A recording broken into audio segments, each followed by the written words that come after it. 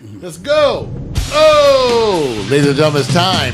It's that time. We hope you dressed appropriately in sports bras and jock straps. It's time for Victor Allen's new Sportz, written and directed by the bald-headed black man.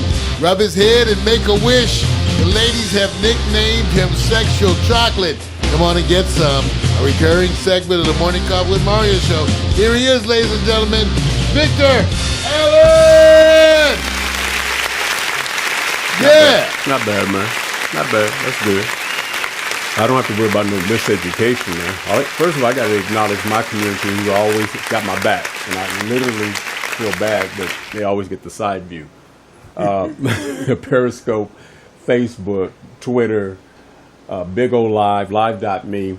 Love all the representation. Somebody said go Steelers. I wish I could cover Steelers. It's just too early, man. Just give me some time. Anyway, okay, college football kicks off. First half of the game with Bama, I was happy. I was real happy because I said Florida State is showing something. And I still think Florida State got something. But it just seems like in the first half, Nick Saban went inside and said, special teams, defense, I need you guys to turn it up. Here, take something, some go juice, and let's do this. Now, because of that, the game turned out to be what you expected. Did you think Bama was going to lose at all during the game, through the first half? At all? No, you didn't, right?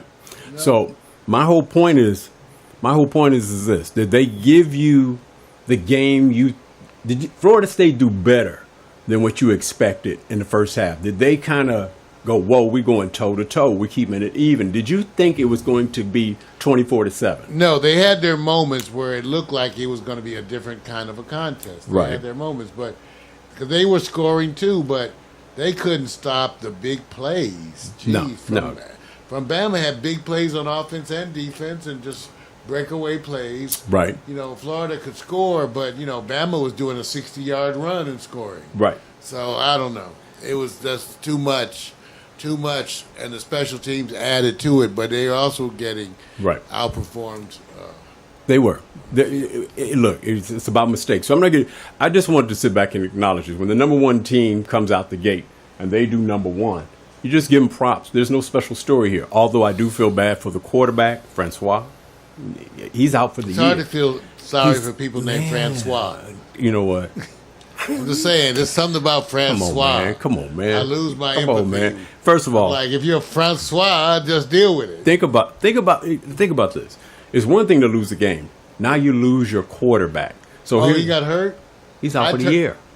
Oh, I turned off the game because they didn't give the update until real late. Oh, then I'm sorry to hear that. Yeah, man. Even because he had promised, but out. You know what the thing about it? The one thing I didn't like.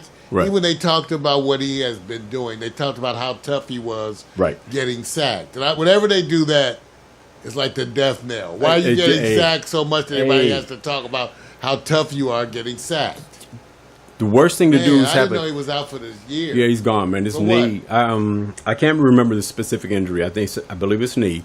Oh, but he's done for the year. Brother. So sorry for that. So here's the question. Florida State was number 3. They're going to drop. Oh yeah. Not because of the loss, because now they have to have another quarterback step up. Do you think they will lose more than 2 games this year? Florida State? Florida State. No, they're going to do well. They're a good team. You think with the backup quarterback? They just can't beat. Yeah, I think even with that, because they had other factors in there that should step forward. They should. That's what we'll see. In other words, they still have a solid team for other things. Assuming they get rid of these mental errors on the special teams, then we'll see. They're not going to make it to the Final Four playoffs, though, right? Final Four, no. I don't know. There's other people in that, in the conference. Right. Okay. Strong. All right. Now there was a part here that I know when we get into what we call the weekend, dude, of what I call the football moments that will be remembered. There's 3 specific ones, and we're going to hit each one whether you watched it or not, Mario, and the impact as it relates to what will you remember, say, a few weeks down the road, a month. See, yesterday, day before is too recent. But I want to give you 3 games that everybody's kind of surrounding, the tent with. We're going to start off with which football moment will be remembered in infamy, greatness, or failure times 10. You're going to help me categorize where do they fall under. And whenever I say people do big things, I always think about what they say in Texas. Now, don't include Houston as it relates to what they're going through. This is straight sports, you guys. Big things in Texas, right? You're in home field, Austin, probably the most populous university in the United States. And a team named Maryland comes in and gives you 51 points to overcome, meaning that we scored 51 on your home turf against your first year coach, Tom Herman, who I said just picked up Charlie Strong's torch of bad timing. Is this bad timing because this is first year, or is this just the way Texas is? Because somebody said they're not getting the recruitment talent like they used to because they're players. So wait a minute. I mean, it's his first year, first game, and he gets, sodomized. What? You said what? That was a polite term. They told him squeal like a pig. Okay, take it like a man. Okay, but they got abused physically. Man, that was the metaphor I was trying to draw. Right. They were abused. They were abused. They're abused physically and out on both sides of the line. Okay, and let's just say this. But again, they did score 41 points. No, that's not the question I'm looking at. I'm looking at a game. See, from Maryland perspective, is it considered? This will go down in infamy for a win for us, a loss for them. Or will it go down as greatness, that we are a great team? Or is this failure times 10 in the hands and on the seat of Texas? Which one? I think these are the kind of things where the rest of the season determines. If the rest of the season is good for University of Texas, then the significance of this dwindles. If it's a bad season, right? It's bad season. Then it's bad. If it turns out to be a great season in the same way for Maryland, it'll be remembered as a start. We have to see. The season that they have is going to define this. Now I'm going to show you what Mario's good at. It's called technique. Mario watched CNN. He watched all those wonderful places. I gave him a choice to say infamy, greatness, or failure times 10. Now he did the double down. He said, "It ain't great." It may be great if the rest of the season. No, I'm talking about this game. Yeah, because what it feels like right now always changes with time. Yes. What it feels like in the immediate. I like a saying that says it's never as bad as it seems. Right. And on the other hand, it's never as good as it seems either. Let me just say this. I think you get what you asked for. If you go up, this is Texas. We do things big in Texas. It's the only state that says it's Texas. We do big things. And Jerry they Jones. love their football. And they love their football. You end up losing on your home turf to a team that you don't consider. For your opening game. Congratulations. This is what I'll say this. Maryland, you're on the verge of greatness. Verge. We're going to do that, man. He's on the verge of greatness. This is a big ass letdown for Texas. This is big. This is times 10. Like we said. Because they were not favored to lose. They were favored to win. So I hate to say this. You do things big, you lose big. Mario gets to get out of this. He don't have to pick because he's saying, give us some time. See. we will see what it means. Yeah. We'll see. We will see. We'll see. All right. We're going to go to the next one. Now, this one I like because this is Homeland Mario Hemsley. Hey. We were supposed to be, by planning and some other things, in Vegas for this game. Where Howard University came in. Don't even get me started. Don't even get you started, right? Wait, don't talk about it, Mario. But keep it on the football's perspective. The only reason why I'm saying that is because let me give the background for those of you who didn't watch the game. Howard University historic defeat versus 45-point favorite UNLV. That's just ridiculous. 45-point favorite UNLV. Howard University's, of course, Kalen Newton, Cam's brother, who Cam says, I wish they stopped calling him my little brother. Physically, and if he's younger, he qualifies for little brother because he's not as big as Cam. His stature is not anywhere like that. And he's younger, so they're calling him Cam's little brother. He wants to have his own brand. It's not the worst thing in the world. No, it's not. Okay. He had 140 yards passing, 190 yards rushing, and he had 3 TDs to staple the UNLV I call massacre. Is this, now from Howard's point of view, Mario, infamy. Yes. Greatness. Wonderful. Failure times 10. See this one? I got to get that's my alma mater. This is wrong. My alma mater. So now it's greatness. Yeah. And you know, infamy, of course, as it relates to UNLV, because it's absolute failure to deliver. And that's their opening game. Yes. At home. Yes. At UNLV. Bad. So, see, wait a minute. What do you say? Bad. Okay. I wish we had been there. Hey, next time. Let me say this. For those of you, some people didn't realize Howard had a football team. It's never been, even amongst the historically black universities and college, Howard's always been considered an academic rightfully giant, so. But never has been known for great sports teams, except they've had their moments when we won the NCAA soccer championship. Right. I believe that was in 1978 or 77. Right. So we had those moments. But other than that, so as a Howard graduate, class of 1977. So this go down in infamy? I'm proud. Is this greatness? Yeah. Oh, so you don't want to say nothing about Texas. Personified excellence. Let's see there. Coming from Chocolate City, Washington, D.C., Howard University. My alma mater, my piece of the rock. I'm proud of you. Love and blessing. There you go. So it's greatness for them. Yes. For you guys to know, Kalen Newton, quarterback, led Howard to the biggest upset in college football history based on point spread. All time. Biggest in history in FBS Division I football. So this is greatness. I'm trying to go watch the game. I got to go find the game. Right. I know you do. I can find the game. All right, not bad, not bad. All right, now, we still going to find out, is there another story?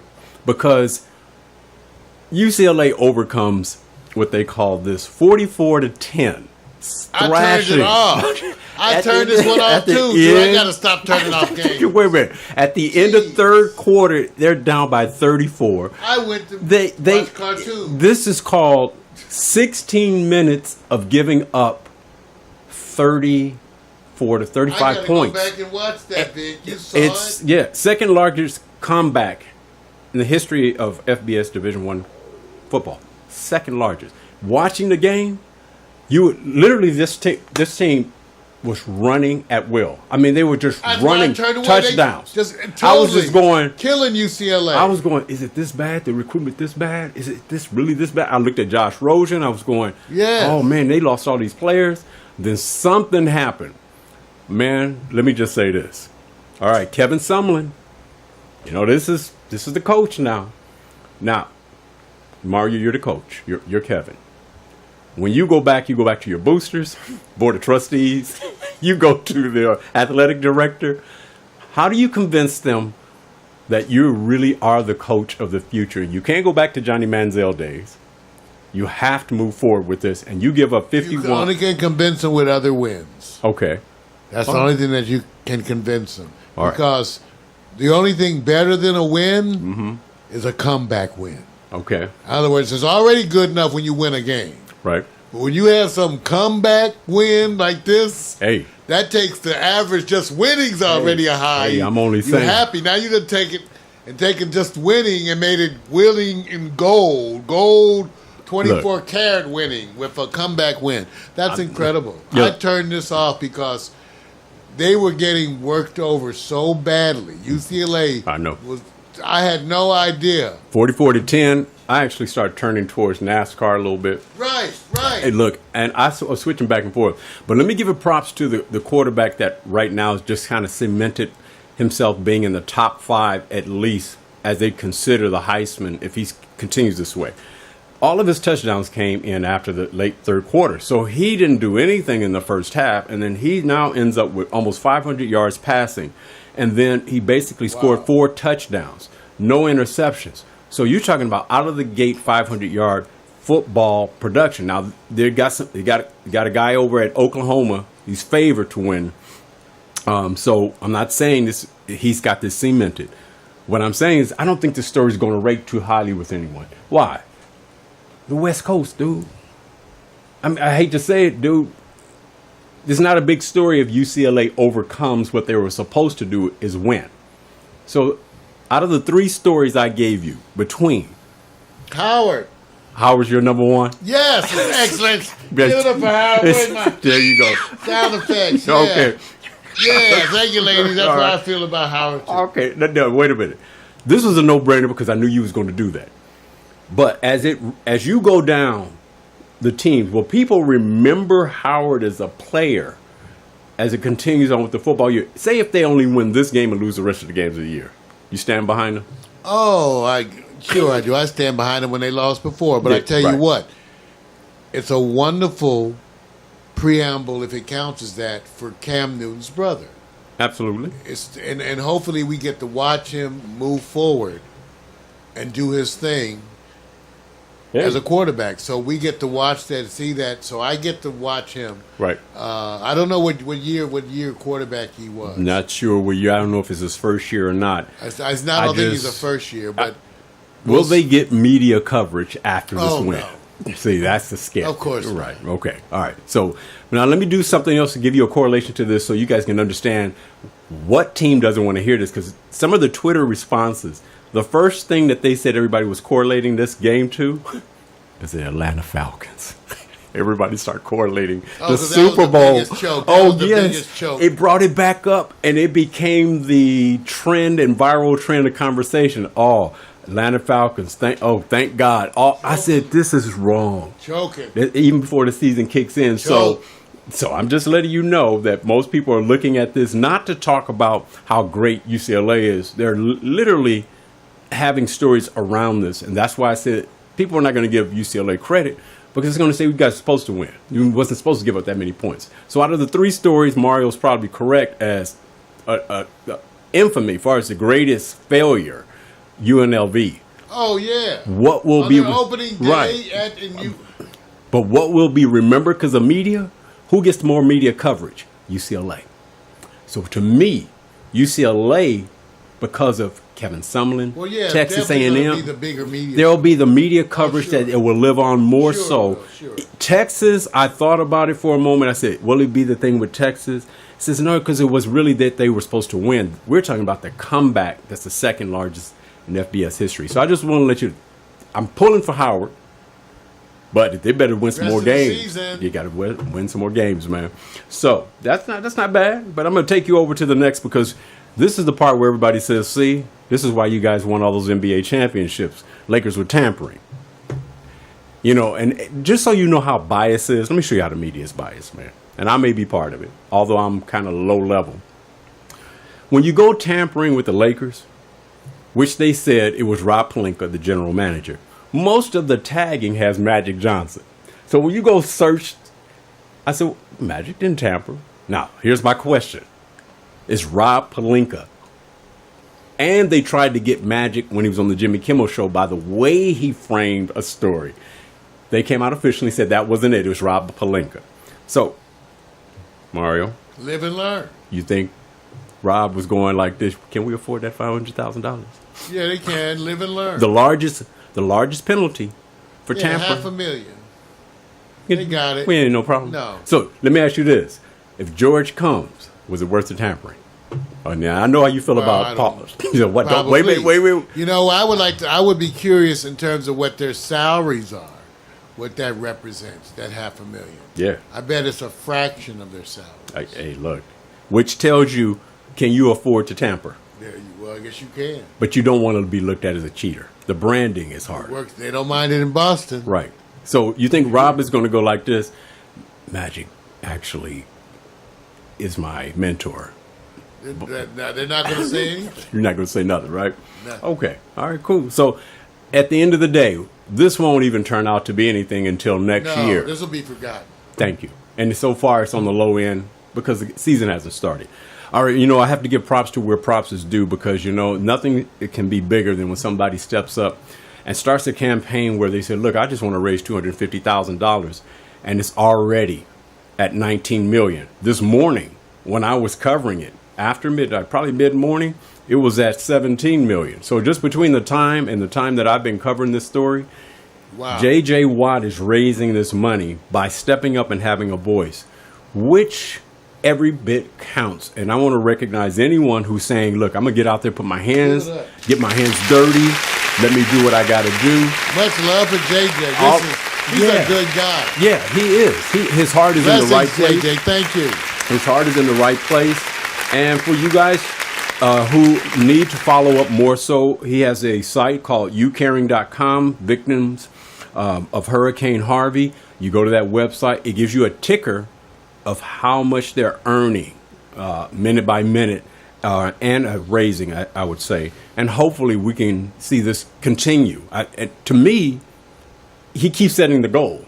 I say let the goal be as much as they possibly can get, because between the story you just covered, Mario, earlier, the politics is going to get in the way about how much money is going to come to them. We know that politicians are going to leverage relationships about what they can get from this. The more money they can pour into it, they're not going to go like this. Here's the money. They're going to actually try to strive to get some kind of deal on the back end.